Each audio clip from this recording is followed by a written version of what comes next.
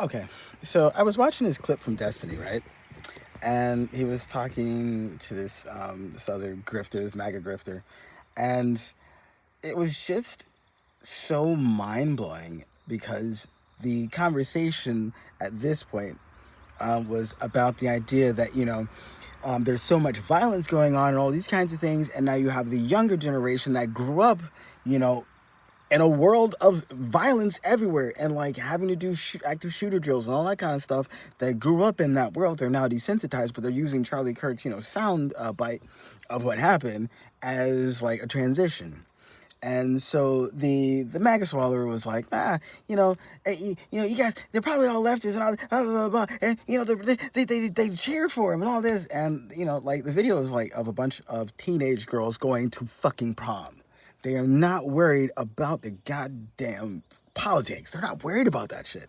But they grew up in this world that you stoked and you will not take credit for at all, but you just consistently want to switch the subject by making sure you can say, well, why don't you condemn it? Why don't we look at these very few instances of left-leaning violence and let's overshadow all of the right-wing white supremacy, all these kinds of things, all of that kind of violence that has happened.